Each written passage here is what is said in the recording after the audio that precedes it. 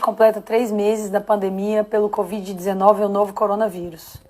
Algumas pessoas conversaram comigo e pediram que eu falasse um pouco sobre a evolução da fisiopatologia da doença e os achados nos exames de imagem de laboratório. Nós temos agora no Brasil já aproximadamente 30 dias de experiência com esses pacientes. Também temos os relatos até agora, principalmente da China e da Itália. Mais recentemente, já começaram a sair alguns estudos já das primeiras descrições das formas graves da doença em Seattle, nos Estados Unidos. A gente já tem alguma experiência. O que a gente sabe, relembrando, a Covid-19 ou o novo coronavírus que causa SARS-CoV-2, ela é uma doença que ela tem duas características muito ruins. Uma é uma capacidade grande de transmitir a doença de um indivíduo para o outro, que nós chamamos de R0, em torno de 2,78, ou seja, para cada indivíduo infectado, ele tem, em média, uma chance de transmitir a doença para quase 3 indivíduos, pelo menos neste momento. E a segunda característica ruim dessa doença é a sua capacidade de letalidade. A letalidade depende hoje de região para região, provavelmente relacionada à fase da doença. A China teve uma letalidade média em torno de 2,4%, a Itália em torno de 10% a 12%. O Brasil, ainda nós temos dados muito iniciais, mas hoje ela gira em torno de 4,5%. E tivemos sucessos de países como Alemanha e Coreia do Sul, nos quais a taxa de mortalidade foi menor que 1%.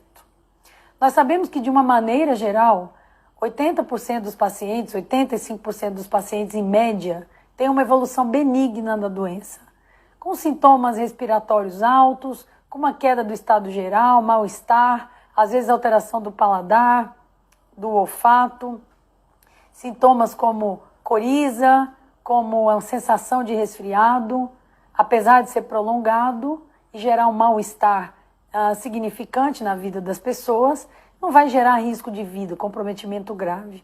Mas os 20% que tem a forma, pelo menos moderada, de comprometimento da doença e que vai precisar de uma internação no hospital, esses 20% vão ser acometidos principalmente pela afecção no sistema respiratório.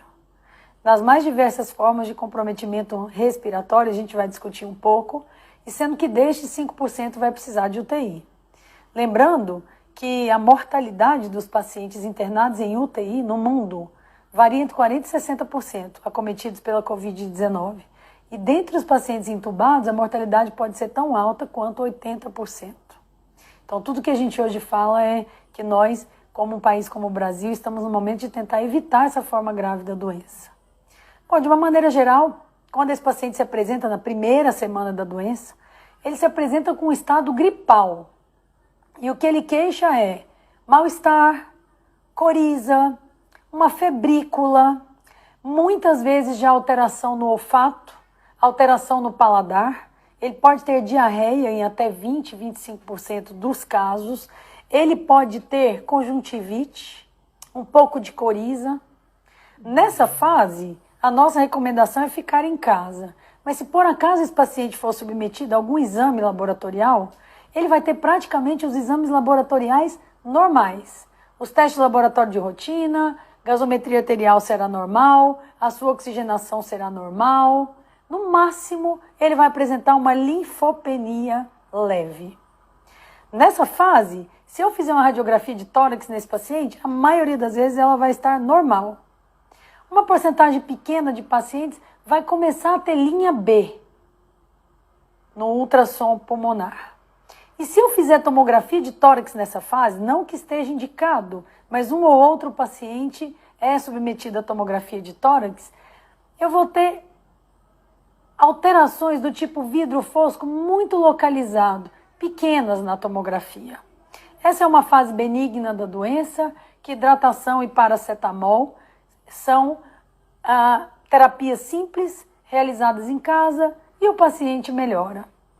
Passando para a segunda fase da doença, já em torno da segunda semana, o que a gente começa a perceber é que o indivíduo começa a apresentar uma tosse seca, uma febrícula em torno de 37,5, 37,8. Ele começa a ter mais dor no corpo, artralgia, mialgia.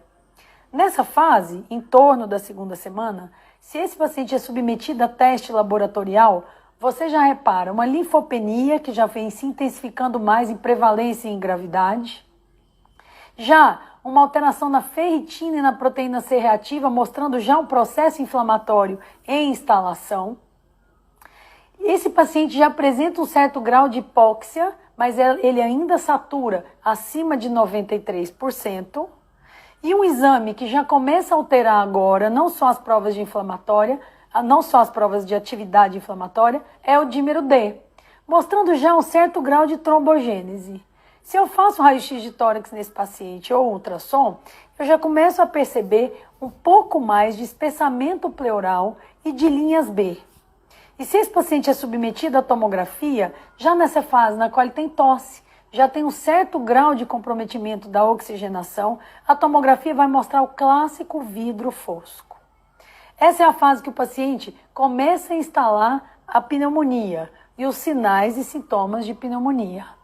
E daí ele caminha para a resolução do quadro, em 80% dos casos, ou para o aprofundamento da gravidade do quadro. Digamos assim, a terceira fase da doença, essa é uma divisão didática, esse tempo nem sempre é tão claro, mas normalmente essa terceira fase, ela vai acontecer entre o 8º e o 10º dia. É quando aquela tosse e aquele cansaço se acentuam, a hipóxia fica mais severa, ou seja, ele não satura mais que 93%, ele agora satura 93%, 92%, 91%, eventualmente menos. Laboratorialmente, as provas de atividade inflamatória e trombótica se acentuam. Eu reparo agora aumento ainda mais de proteína C reativa, um aumento ainda mais acentuado da ferritina, da desidrogenase lática. Eu reparo um D-dímero que aumenta em relação à fase anterior da doença. Aqui, se eu dosar interleucina 6, eu posso já observar altos níveis de interleucina 6, principalmente naquele paciente que vai ter a crise de liberação citocinérgica ou o cytokine storm, como é chamado, de uma maneira mais comum. Eu também reparo que boa parte dos pacientes começa a ter plaquetopenia. Se eu submeto esse paciente a raio-x, ultrassom e tomo, eu já vejo uma acentuação maior de linhas B e um vidro fosco mais delineado, e um infiltrado bilateral, predominantemente periférico, podendo ter consolidação, mas na maioria das vezes esse predomínio é periférico e eu começo a ter derrame pleural localizado.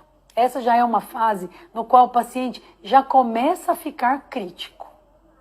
Dessa fase para a necessidade de intubação, de ventilação mecânica, realmente isso pode acontecer de repente.